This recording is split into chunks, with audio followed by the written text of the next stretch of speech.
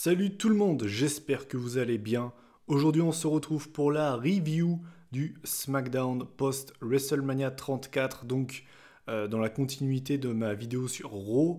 D'ailleurs je vous invite, si vous avez loupé une de mes vidéos, j'ai sorti donc la review de WrestleMania 34 qui est donc sortie mardi, et donc la review sur le Raw post WrestleMania, vous l'avez eu mercredi. Voilà, je fais un petit rappel, je sais que YouTube bug pas mal, il y en a qui reçoivent les notifications, il y en a qui les reçoivent pas. Donc voilà, je fais un petit rappel au cas où. Donc voilà, vous le savez, je ne porte pas forcément SmackDown dans mon cœur, c'est pas nouveau. Je trouve que depuis environ plus de un an, on va dire un an et demi, SmackDown c'est vraiment pas ça. Mais s'il y a bien un SmackDown qui vaut la peine d'être chroniqué cette année, bah, c'est celui-là. Donc voilà, avant de parler du show, je voulais juste vous remercier. Voilà, on vient de passer les 2000 abonnés. Donc je l'ai déjà fait sur Twitter à l'heure où je vous parle.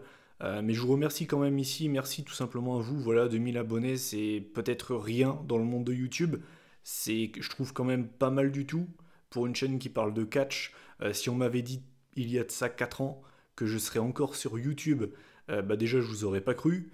Et si on m'avait dit que j'allais avoir 2000 abonnés, encore moins, vraiment. Quand j'ai commencé à parler de catch sur YouTube, je pensais vraiment pas rester aussi longtemps et avoir autant d'abonnés. Donc voilà, je suis pas très doué pour les remerciements, je vais tout simplement vous dire merci. Voilà, tout simplement, ça me fait vraiment plaisir de pouvoir partager mon avis et de pouvoir justement avoir vos retours sur les shows. Tout simplement, ça me permet de pouvoir débattre. Et ça me permet aussi de voir des avis totalement différents du mien. Mais c'est aussi ça la magie du catch. On ne peut pas être d'accord, sinon ce ne serait pas intéressant. Il faut qu'il y ait du débat, il faut qu'il y ait des avis différents. Et grâce à cette chaîne YouTube, ça me permet tout simplement d'interagir avec vous. Et ça me fait vraiment plaisir. Voilà. Avant de parler de SmackDown, on va encore parler du Greatest Royal Rumble, donc le show qui se tiendra en Arabie Saoudite le 27 avril, qui sera donc diffusé sur AB1 et sur le network de la WWE à 18h heure française. Cocorico, faudra en profiter. Il y a encore un match qui est donc tombé, qui a été annoncé, et je vous avoue que quand j'ai vu la news, j'ai rigolé plus qu'autre chose, parce que vraiment je trouve cette affiche très surprenante, puisqu'on aura l'Undertaker qui va affronter Rusev dans un match du cercueil. Donc, ouais, très surprenant. Vraiment très très surprenant. Très clairement, on va pas se mentir, c'est surtout parce que voilà, c'est un gros coup de com' en fait ce show. Ils ont quand même droit à un Rumble avec 50 superstars. Il y a 7 matchs de championnat. Les gars, ils vont avoir un match de l'Undertaker. Ils ont également Cena contre Triple H. Donc ce show, c'est vraiment un gros coup de com' de la part de la WWE. Et très clairement, j'ai déjà vu des gens qui se plaignaient, qui disaient oui, Rousseff, il va se faire enterrer s'il perd contre l'Undertaker. Ok, d'accord, le mec va perdre contre l'Undertaker, mais c'est l'Undertaker. C'est pas Jinder Mahal. Vous me demandez qu'est-ce que je préfère, entre perdre dans un casquette match contre l'Undertaker ou perdre à WrestleMania en prenant le pin contre Jinder Mahal. Personnellement, je sais pas vous, j'ai fait mon choix. Je vous laisse deviner quelle option je choisis. Donc voilà, c'est plus un match entre guillemets promotion plutôt qu'autre chose. C'est pas un match qui va impacter la carrière de Rousseff.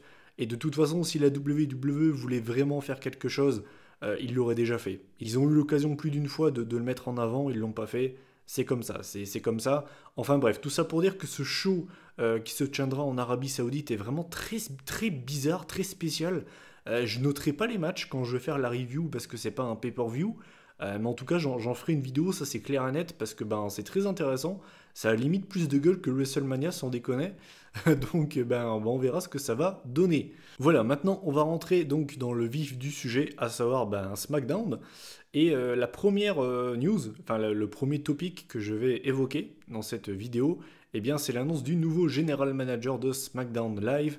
On a ouvert le show avec Shane McMahon qui a remercié les fans de la Nouvelle-Orléans. Voilà, il a dit qu'ils étaient vraiment très bons. Oui, bof, quand tu vois ce qu'ils ont fait du main event de WrestleMania, pas forcément. Bref, donc voilà, il a remercié les fans. Il a dit que c'était un honneur de pouvoir catcher aux côtés de Daniel Bryan. Et il a annoncé que du coup, vu que Daniel Bryan reprend sa carrière de catcheur, il doit laisser son poste de général manager. Et au final, il nous annonce que c'est Paige. Paige qui a annoncé sa retraite la veille à Raw. Et donc ben, le lendemain, elle devient General Manager de SmackDown. Donc ben, très content, voilà. Comme je vous l'avais dit, ça m'avait vraiment attristé, l'annonce de sa retraite. Et ça me fait vraiment plaisir pour elle. Voir que la WWE la lâche pas dans la nature et veut toujours la garder avec elle, ça me fait vraiment plaisir. Et ça s'est vu, elle était émue encore une fois parce que ben, le public l'a vraiment traitée comme une reine. Et vraiment, aucun manque de respect, rien du tout. Et voilà, ça fait vraiment plaisir. De toute façon, la meuf est née dans le monde du catch, hein. Sa famille est réputée en Grande-Bretagne. Ils ont également, je crois, fait des collaborations avec des fédérations françaises. Je crois que sa mère, c'est Saraya Knight, je crois. Enfin voilà, tout ça pour dire que la meuf est née dans le monde du catch et elle a sa place nulle part ailleurs. Comme le public de Bourbon Street de la Nouvelle-Orléans lui disait, c'est ta maison. Et ça fait vraiment plaisir. Honnêtement, ça m'a vraiment fait plaisir cette annonce. Voilà, on la verra plus dans un ring, mais on la verra toujours sur nos écrans de la WWE. Et ça, c'est vraiment très cool. Donc ça m'a fait vraiment plaisir. Et donc, bah, on a ouvert SmackDown d'une très belle manière. Ensuite, le deuxième point que je veux évoquer, c'est on a eu un match entre les Usos et le New Day, avec comme stipulation tout simplement que ben, les vainqueurs de ce match pouvaient affronter les Bludgeon Brothers lors du Greatest Royal Rumble. Et, et je comprends pas. Je ne comprends pas. C'est-à-dire que on est d'accord que les champions, c'était les Usos. Les mecs ont perdu les titres. Donc, bah, théoriquement, ils ont une clause de rematch. Je comprends pas. Alors, je dis pas, c'est cool, on a eu un Uso New Day et on va jamais cracher sur un Uso New Day. Ils ont d'ailleurs encore fait un excellent match, hein. De toute façon, je pense que c'est impossible pour ces deux équipes bah, de faire un mauvais match. C'est un peu comme pour Sami Zayn et Kevin Owens. Tu peux faire ce que tu veux, ils feront jamais un mauvais match. Donc, c'est cool, je veux dire, c'est vraiment cool, il n'y a pas de souci. Mais quand ils pensent 2 secondes, ça n'a aucun sens. Ça n'a aucun sens. Donc voilà, on aura les Usos contre les Bludgeon Brothers lors du Greatest Royal Rumble. Et puis bah, c'est un match que j'attends, tout simplement. Je me souviens d'un match entre ces deux équipes, ça devait être à Battleground 2014, si je me souviens bien. Et le match était excellent. Je ne l'ai pas revu depuis, mais dans mes souvenirs, c'était un excellent match, vraiment excellent. Donc ben voilà, ça va être un très bon match, je pense. Et ça risque d'être largement mieux que le triple threat qu'on a eu à WrestleMania. Donc ben voilà, c'est cool, franchement c'est cool. Ensuite on enchaîne avec très clairement, pour moi c'est le moment de ce SmackDown. On a Charlotte qui est venue, voilà, qui a dit tout simplement que ben, Asuka avait été son adversaire le plus dur, tout simplement, qu'elle avait dû se dépasser pour pouvoir affronter Asuka et que pour ça elle l'a remercié. Donc voilà, un discours très respectueux, tout ce que vous voulez. Et là donc on a les débuts du iconique duo Peyton Royce et Billie Kay en provenance de NXT. Cela dit, ça faisait longtemps qu'on ne les avait pas vus sur les écrans de NXT, pour la simple et bonne raison qu'elles ont fait une augmentation mammaire. C'est pas une blague, hein, je troll pas, voilà, elles ont fait une opération. Et quand tu te fais opérer des ins, ben, il faut un certain temps avant de pouvoir refaire des activités physiques en fait. Et donc c'est pour ça qu'on les a pas vus depuis un bon moment. Donc voilà, Peyton Royce et Billie Kay qui font leur début à SmackDown Live et qui font du trash talking avec Charlotte. Voilà, je les ai trouvées entre guillemets divertissantes sur le coup. Maintenant, je vous dis franchement, je suis pas fan. Je suis pas fan du iconic duo. À la rigueur, je préfère Peyton Royce à Billie Kay, mais les deux ensemble, j'ai jamais accroché. J'ai jamais accroché. Peyton Royce et Billie Kay, pour vous donner une idée, hein, pour ceux qui ne seraient pas forcément familiers avec elle, c'est un petit peu les deux pestes. On a tous eu ça dans notre classe, que ce soit au collège ou bien même au lycée. On a toujours eu les deux meilleurs potes, les deux pestes. Vous savez, les meufs qui se moquent de tout le monde, que ce soit physiquement, sur leurs habits, voilà.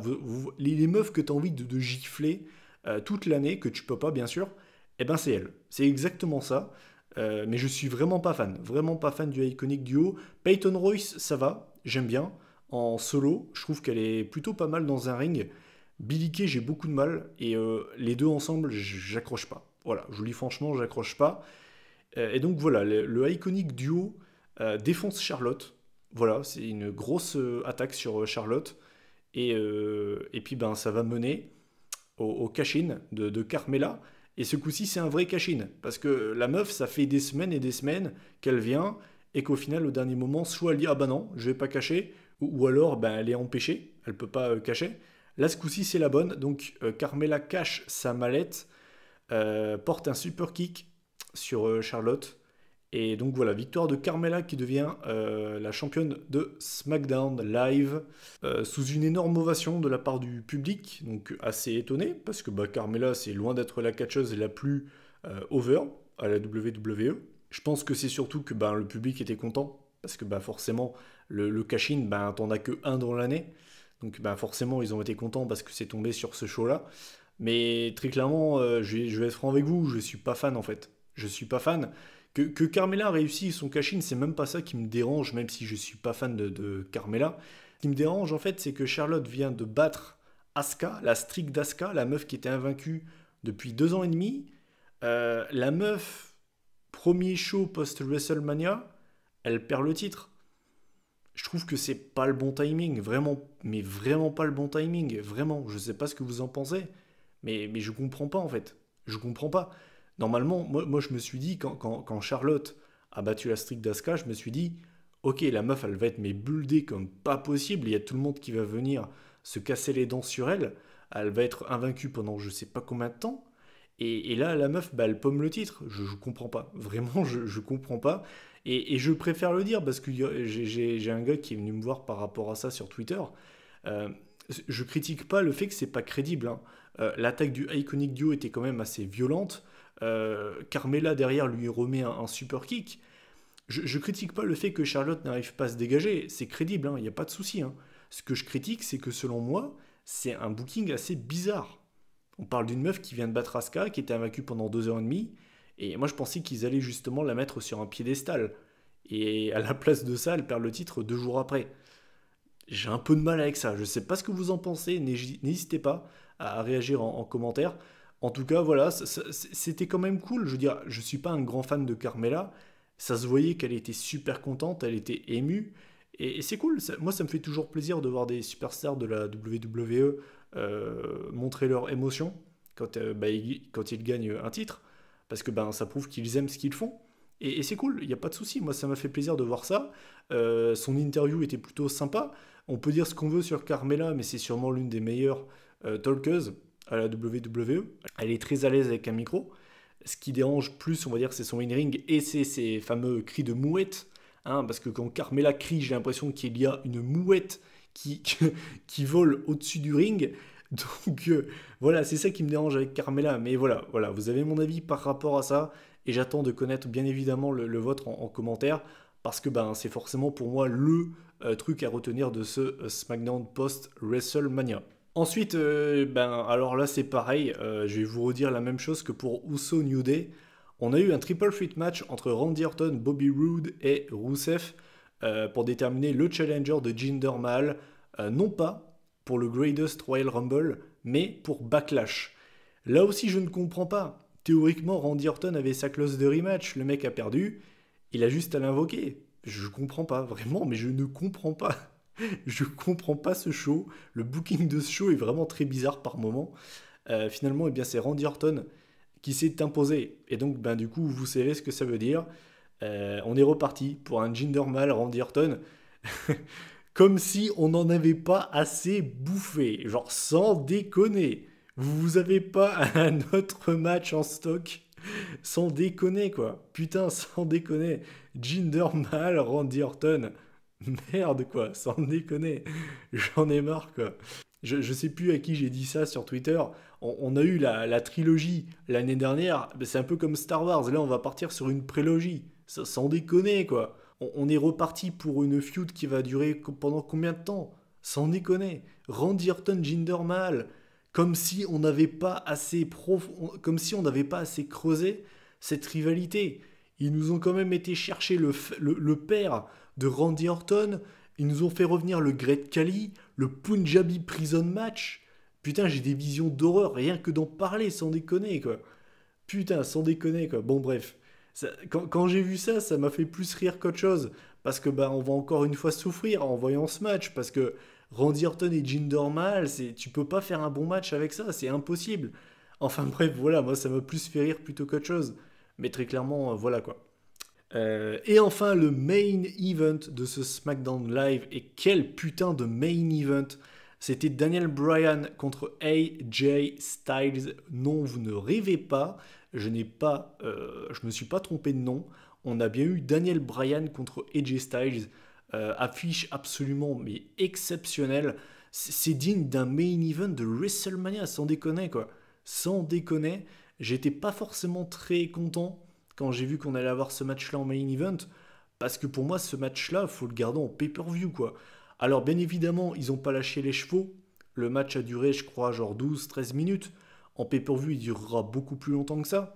Enfin, normalement, hein, j'espère.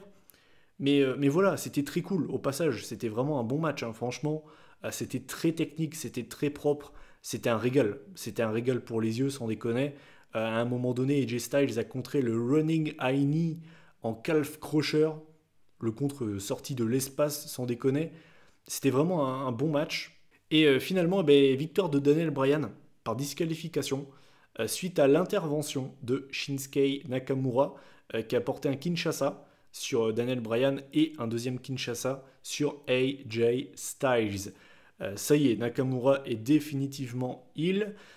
Au passage, Nakamura, dans cet épisode de SmackDown, m'a pour la première fois intéressé. Pour la première fois, Nakamura m'intéresse.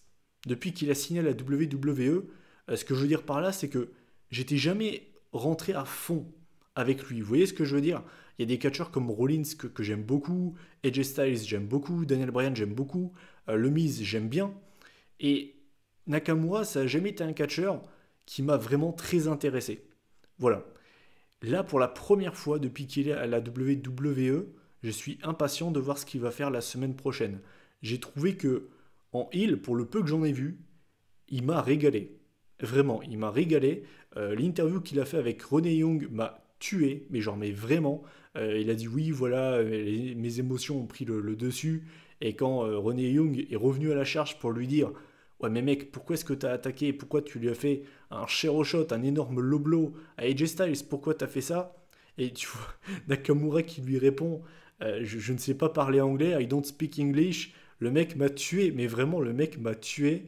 Et je suis très impatient de voir ce que va donner Nakamura en heel. Et j'ai envie de vous dire, et si on avait, pour le main event de Backlash, et si on avait un triple threat match entre AJ Styles, Daniel Bryan et Shinsuke Nakamura, ne me dites pas que ça ne vous donne pas envie. Ne me dites pas que ça ne vous fait pas rêver. Sans déconner. Je sais qu'il y a beaucoup d'entre vous qui ont été déçus par Styles et Nakamura à WrestleMania. Vous en attendiez beaucoup plus. Moi, franchement, Bryan Nakamura Styles, mais je signe, mais direct. Je veux voir ce match et ça pourrait donner un main event excellentissime. Donc voilà, tout ça pour dire que c'est la fin de cette vidéo et que j'ai trouvé ce SmackDown vraiment très cool. D'habitude, SmackDown, je trouve que c'est totalement indigeste et je me demande encore comment je fais pour regarder SmackDown chaque semaine parce que je trouve que c'est les 2 heures de catch les plus longues de la semaine. Genre, mais il n'y a pas photo, sans déconner. Et franchement, ok, je sais j'ai vu pas mal de gens qui n'ont pas trouvé ce SmackDown terrible, ils en attendaient plus, puisque c'est le SmackDown qui précède WrestleMania, et je peux comprendre ça. C'est vrai qu'au niveau des débuts, ou bien même retour, ça a été beaucoup plus maigre qu'à Raw. On a seulement eu le Iconic Duo, pas de Andrade Cien Almas, pas de Sanity, et je comprends, moi j'attendais leur début, je pense qu'on les verra la semaine prochaine avec le Superstar Shake-Up. J'attends impatiemment de voir Andrade Cien Almas, j'adore ce mec, même Sanity, hein, franchement j'aime bien aussi. Mais je comprends, voilà, je comprends les gens qui ont trouvé ce SmackDown en dessous. Moi je l'ai trouvé pas mal, honnêtement je l'ai trouvé vraiment comestible pour une fois. Et voilà, on a eu un très beau main event, on a eu un bon Uso New Day, on a eu le moment choc avec le cash-in de Carmella. Donc au moins, voilà, au moins la preuve, j'en fais une vidéo, j'ai de quoi dire. Parce que à chaque fois, chaque semaine, SmackDown, je n'ai rien à dire sur ce show. Vraiment, c'est pour ça que je ne fais jamais des vidéos sur SmackDown. Vous allez jamais me voir faire une vidéo sur SmackDown parce que je trouve que ce show est inintéressant, il est vide, il se passe rien. Au moins, un Raw, chaque semaine, tu as des choses à dire. Que ce soit en bien ou en mal, au moins, tu as des choses à dire. Mais SmackDown, chaque semaine, je trouve que c'est limite, c'est pour moi le pire weekly de la WWE, quoi. Enfin bref, voilà, moi j'ai trouvé ce SmackDown vraiment cool. Voilà, tout simplement. Donc ben, cette vidéo est terminée. J'attends de connaître votre avis en commentaire sur ce SmackDown post-WrestleMania. Qu'est-ce que vous pensez du cash-in de Carmella, de la perte de titre de Charlotte, du main event entre Styles et Bryan, des débuts du Iconic Duo, de Paige qui est donc la GM de SmackDown. Voilà, vous avez de quoi réagir en commentaire. La prochaine vidéo, ben, franchement, je ne sais pas quand je la sortirai. Je pense pas qu'elle sortira ce week-end, la review de NXT à TakeOver New Orleans. Malheureusement, je pense pas que je pourrai la sortir ce week-end. Vous inquiétez pas, elle sortira ce mois-ci. Je peux pas vous dire quand, mais elle sortira. La semaine prochaine, vous aurez ma vidéo réaction suite au Superstar Shake-Up. J'avais fait une vidéo comme ça l'année dernière cette année je referai pareil et je réagirai aux différents changements qu'on a eus. Petit pronostic, je vois bien Charlotte aller du côté de Raw, je vois bien Asuka aller du côté de SmackDown, je vois bien Rollins aller du côté de SmackDown, je vois bien AJ Styles aller du côté de Raw, et je vois bien un gros main eventer genre Braun Strowman ou Samoa Joe aller du côté de SmackDown. Voilà, c'est quelques petits pronostics comme ça que j'avais envie de sortir. Voilà, cette vidéo est terminée, donc je vous invite comme d'habitude à liker, partager, commenter. Voilà. Et puis moi je vous dis bonne fin de semaine à vous. Si je sors pas de vidéo avant, puis on se retrouve la semaine prochaine, au pire des cas, pour la vidéo donc sur le Superstar Shake-Up. Voilà, je vous laisse. Salut tout le monde.